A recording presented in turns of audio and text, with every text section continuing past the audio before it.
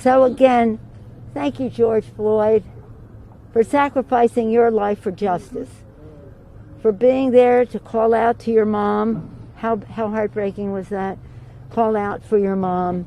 I can't breathe. But because of you, and because of thousands, millions of people around the world who came out for justice, your name will always be synonymous with justice. And now we have to make sure justice prevails in the sentencing. But that's, it's its own procedure. A few years later. Sentiment from the Floyd family that they don't want to get into politics, but this is inherently political, what the Trump administration is doing, where they are purposely rolling back the oversights on departments like the Minneapolis Police Department that even the chief at the time said needed some reforms. But I also want to give you some sense of how the country is responding to this in a political way, where you have sort of MAGA land putting out these really disturbing messages. I can tell you, as a reporter who's covered this for many years, all the vitriol and racism that has been spewed at me and my colleagues when we cover this story. Here's Laura Loomer, who has the president's ear. Here is what she posted today on the anniversary of a man's death, as his family is trying to mourn and continuing to mourn his death, saying that this is congratulations to George Floyd. This is 5 years sober. I mean, imagine that kind of disgusting vitriol when you are trying to still remember and mourn your loved one. But that is what has happened with a lot of folks in MAGA land. They see this as a rallying cry against diversity, against police reform. And so these are sort of the two sides of what's happening here in this country on this very day, the day George Floyd was murdered. Right. An example of callousness for sure. Sarah. Boy. So we got to talk about the Clown News Network, CNN, embarrassing themselves by essentially celebrating the anniversary of George Floyd's death on Memorial Day weekend, right? Instead of celebrating Memorial Day the way that you're supposed to celebrate it, which is to honor our fallen veterans. No, what they're doing is that they're honoring George Floyd instead, and boohoo whining and crying about Trump and Trump supporters for quote unquote racist backlash, as you guys just saw, from the fact that they are getting criticized for their coverage of George Floyd. Okay, I don't think anybody asked for this. This is not a national news story, right? I don't think we should be celebrating or remembering George Floyd 5 years later. The only thing that we should talk about when it comes to George Floyd is all of the chaos, destruction, death, the vandalism, the domestic terrorism that we've seen in this country as a result of the far left movement that decided to destroy the country on behalf of George Floyd. And the worst part about it is that Democrats are responsible for this, right? They let the chaos and destruction happen. And the business owners in that area still have not recovered from what the Democrats allowed to happen to this country and to the city of Minneapolis. Her voice shaking, Minneapolis Police Sergeant Anna Hedberg says during the riots, officers were abandoned by state, city, and department leaders. To watch them go through that was so heartbreaking. To know that they could have died because we were not allowed to respond the way that we have been trained to respond. During the riots, the officers were told they could not wear protective frog suits, but were still hit and injured with bottles, cement, and more. Sergeant Hedberg blames state, city, and department leaders for the abandonment of the 3rd Precinct. I heard the governor say, "Give it up." It wasn't directly to me, it was through a phone call. How the governor says, "Give up the precinct." I mean, that's demoralizing for this whole state. And the three described a demoralized police force with dozens of officers planning to retire or quit. I believe I speak for every Minneapolis cop when I tell you that I've never been more publicly humiliated. Decision at the time. The murder of George Floyd shocked not just Minnesota nor the nation, it shocked the world. And the civil unrest that ensued from that was probably some of the greatest that we've seen both in this nation and globally. And that operation involving dozens of local, county, and then the state, involving multiple states in the region, and involving the federal government, had to be assembled, had to be coordinated, and had to make sure that we brought order back. I'll be the first to tell you, that's terrifying for Minnesotans in those days. Nothing like this had been seen before at the level of violence after the murder of George Floyd. I think, again, there'll be stories written, and this will be written about for quite some time. I'm proud of Minnesota's response. I'm proud of Minnesota's first. Many of our communities. And the differentiation between the Minneapolis Police Department that we witnessed losing trust of those they're there to serve is very difficult for people to make for those standing up here with me. I understand that. And I will not patronize you as a white man without living those lived experiences. I lost everything, and I'm still losing everything. I can't even sleep. I'll go to bed late because they were trying to break in my shop. People were getting killed in front of me. And I could have lost my life. They didn't care about me, and they still don't care. They're downtown telling us, oh, you guys, oh my God. But yet 444 officers got paid PTSD leave, and they started this. You guys started this. I had nothing to do with what happened here, and I'm losing everything. My business is not the same. Look at me. Look, it's a nice day, and I have one car in here. We're used to having 6 and 7 cars. We usually are a $30,000 a month, $40,000 a month business. I've not seen my business turn around since. While we were standing in the middle of the George Floyd Memorial, Reed caught sight of George Floyd's aunt, Angela Harrison, and angrily confronted her about what he said was money that should have gone to local residents and business owners, but instead, he said, was taken by NGOs, nonprofit governmental organizations. The Floyd family got a $27 million settlement from the city. Let me tell you something. When they gave away the $50,000 that your family was handing out to the businesses to help them, you know how many people were up there that wasn't even from this area? There was 72 people up there trying to take that money from all the businesses. We didn't get a dime. None of us had got a damn dime of that money to help us. Did you know that? Oh my God. Y'all didn't even know that. Yeah, that's what I'm trying to tell you. They wouldn't know that. They wouldn't know that. We know that because I was there when it happened. That's what I'm trying to tell you. I was in the room when they all showed up, all these white folks that we'd never even seen over here, asking for the money that your family was putting down for these businesses. They took that money from us. We never got a dime. We never got help. I have a lot of sympathy, but people are forgetting that COVID also hurt the businesses. Not just COVID didn't hurt my business. We gotta talk off record. Yeah. We gotta talk off record. All right. For her part, Angela Harrison says she still holds nice memories of her nephew, George Floyd. You all know that my nephew had a very colorful lifestyle. He had challenges with sobriety. You know, he went to prison. But with all that, it didn't take the man he was inside. He tried to change his life around. He was doing the best that he can.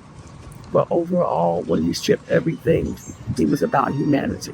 So we're going to talk about George Floyd and the so-called legacy of George Floyd. We have to make sure that we talk about the destruction and violence that we've seen as a result of what happened to him. Okay, nothing positive came out of what happened to George Floyd. And I think that is probably the most accurate way to talk about it. In my opinion, I think that what happened as a result of George Floyd is probably the worst thing to happen to this country in a long time, right? Besides COVID. I think those two things happening at the same time were terrible for this country looking back. But, you know, hey, here we are, right? With the election of President Trump in 2024, I believe that maybe, just maybe, we're getting back on the right track, right, when it comes to restoring sanity in this country. And this is why CNN is fuming, because the Trump administration is essentially pulling back on some of the reforms that were put in place as a result of George Floyd's death, and CNN can't handle it. So without further ado, let's get into it. Are expected all weekend long to honor Floyd's life 5 years after an officer kneeled on his neck for nearly 9 minutes. Now, starting one of the largest protest movements in American history. Now, 5 years later, ex-officer Derek Chauvin has been convicted. He's serving a 22-year sentence in prison. And while there have been attempts at police reform just this week, the Justice Department rolled back some of those efforts. I want to bring in CNN anchor and senior national correspondent Sarah Seidner, who joins us now from Minneapolis. And Sarah, you helped lead CNN's coverage from Minneapolis after the killing of George Floyd. You're back on the scene today at George Floyd Square. What is it like? Look, it is much more peaceful. It is much more quiet. But actually, this square, throughout the protests around the world and across Minneapolis, was mainly a place that was peaceful, where people came to remember, to commemorate, to mourn the life of George Floyd. And that's still happening to this day. And what is remarkable about this, because you, Omar, were here as well with me, and have been to many of the places where people were slain by police officers unjustly. And this is different. And part of that is because this community decided they wanted to make sure they had a living memorial. And by that, I mean there are gardeners that come on a daily basis to make sure that the flowers and plants here survive. They make sure that this stays clean and pristine so that people can come here in a place of calm and cleanliness. But this is the area right here where you see George Floyd's face and all of those roses lying there which say Remembrance 2025. That is where Derek Chauvin had his knee on George Floyd's neck. Police officer eventually murdering George Floyd and being convicted for that. Now, what's changed? There are several things that have changed. While this is still very much here, the streets are still... Look at that in the background. Nothing changed. Not a damn thing has changed. You guys saw that, right? You saw the hoodlum in the background. You saw that throwing up gang signs. Look at this guy right here in the background. Throwing up gang signs. Not a damn thing has changed, okay? Not a damn thing has changed, okay? This is what you got, right? That's what it is, okay? Still the hood, right? Still a bunch of ghetto nonsense going on. Nothing's changed. Look, pants sagging off his ass, right? I mean, that's what we got going on here, okay? Not a damn thing has changed. Cup Foods, what used to be Cup Foods, now calling itself Unity Foods. They are the ones that called police on George Floyd. And then you have this neighborhood. And the issue here for a lot of people is they feel that the reforms that they wanted have not come to fruition. And so this isn't just a day about remembering and just a day about feeling sorrow, but also feeling hope. It is a day about demanding change, the change they want to see. And in so doing, what they are seeing from the Trump administration is the opposite, where he is rolling back the federal oversight on police departments. Here's what one longtime resident here of Minneapolis, who's been here from the 60s, here's what he had to say upon hearing what the Trump administration is doing. In this neighborhood, we want police reform. I want to know that my grandchildren go down the street and a cop isn't going to just kill him because he's dark. Okay, my family is Creole, and I'm probably the latest, brightest in the whole of my family. Thank you. But at the same time, I have children and nephews, nieces with dark skin and nice hair, very nice hair. Okay, but it's not safe out here. You don't get a ticket and a bullet at the same time.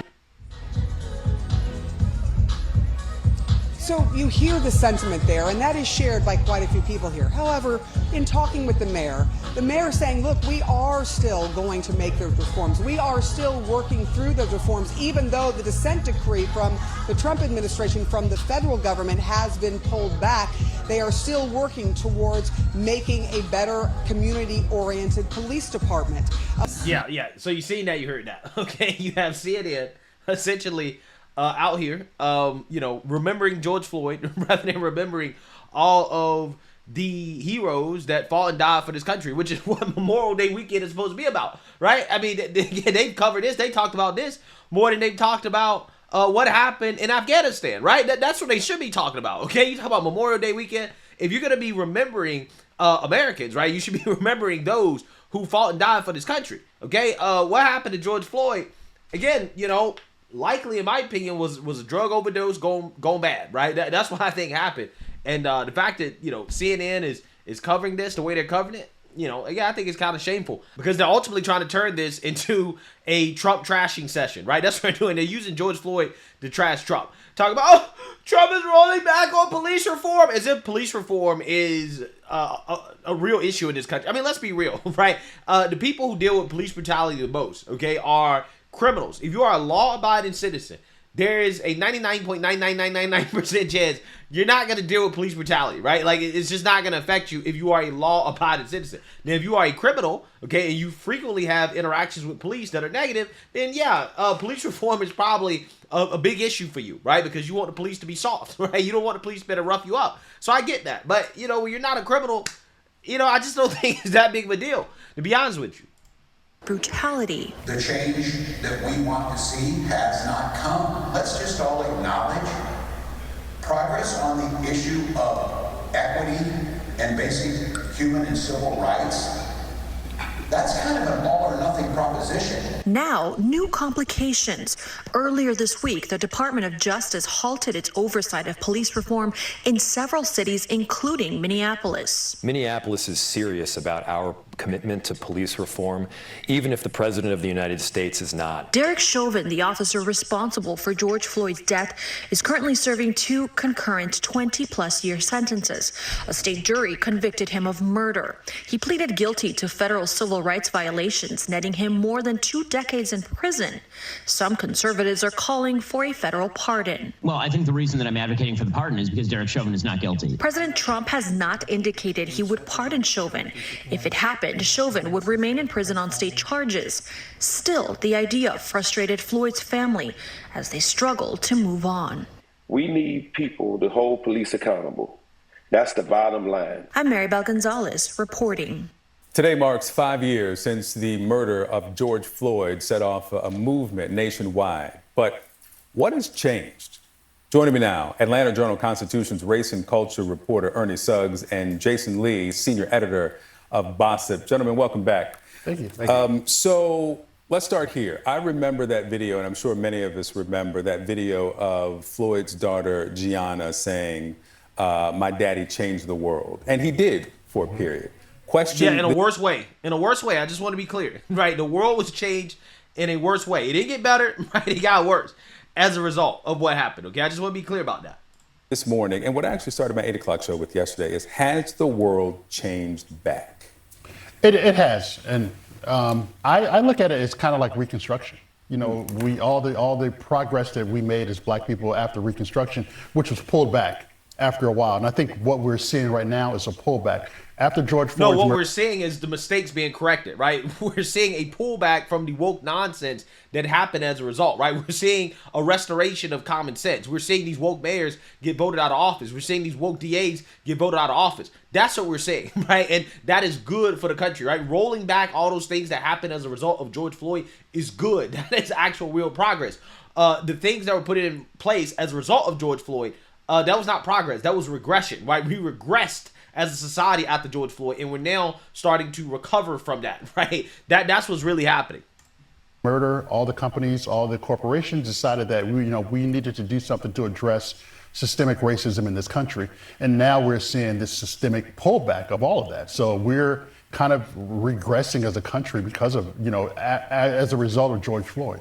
And part of that regression is the backlash against that groundswell, that movement in the first place. You see things like Ben Shapiro offering a petition, putting out a petition to get Derek Chauvin pardoned from his federal conviction. And, it speaks to the, I guess, insidious nature of how people feel when they see black people fighting for justice, trying to get justice, and how deeply it can go to kind of, to your point, setting us back and kind of reversing things that we all took maybe for granted as this is how we should behave. This is how we should occupy space as a society. I was looking in preparation for this conversation of some things that have changed that are not going to be reversed, right? We've seen the reversal of some of the consent decrees. We've seen the reversal of some of the commitments on DEI. Black Lives Matter painted down the middle of the street in Washington and New York and other cities, those are gone. The only thing, as cynical as it sounds, that I've found that has changed and quite permanently is Aunt Your Mom and Uncle Ben off products, and the changing of names and things as superficial for many, not all, as that. And so what is the plan? Is there still the infrastructure that we saw 5 years ago socially to try to push for some of those changes? Does that still exist? I think there are definitely people who are still fighting the good fight, and I think that people are still galvanized by these things because we haven't really stopped seeing big cases where police misconduct has become has been an issue. And so I don't think that people will necessarily stop that fight, but it is, I think, disheartening to a lot of people to see, you need that motivation to be able to get out there and to protest and to fight these things. And when you see these reversals, it is going to be disheartening for a lot of people. Yeah. So you see that, you heard that. AKA, the grift is up, right? BLM is dead, right, for the most part. Okay, that movement destroyed itself because they raised a whole bunch of money, and none of the money actually went to the people it was supposed to go to, right? You had a bunch of black lesbians, communists, they got rich, right? And then they decided to dip. Now the organization, the movement is done, right? It's done. And you can see corporate America, they pull back on it because DI was never profitable, right? The social justice was not profitable, right? They were burning money on fire, right? I mean, they made some money at the beginning, okay, when it was, going strong. But once people kind of realized that, hey, this is a scam, right? Yeah, a lot of people pull back, right? A lot of people just kind of made their money and kept it moving, okay? And the people that were supposed to get the money, the people who were hurt, the businesses that were hurt, okay, the black folks, the black communities that were supposed to get the money, they didn't see a dime of it. They didn't see a dime of it. But a whole lot of rich liberals and Democrats, they enriched themselves, right? They got a lot richer, okay? That's what happened. So again, CNN here should be ashamed of themselves, okay? Spending Memorial Day weekend basically trying to remember George Floyd instead of remembering our fallen heroes, fallen members of the military, which is what this weekend should be reserved for. But clearly CNN, this is where their priorities at, right? Their priorities are, trying to boohoo, whine, and cry victimhood and racism because they're getting backlash for basically trying to celebrate George Floyd, to make Memorial Day weekend about George Floyd instead of what it's supposed to be about. So anyways, let me know what you guys think. Make sure you like, comment, and subscribe. Most importantly, share a black conservative perspective. Peace. All right.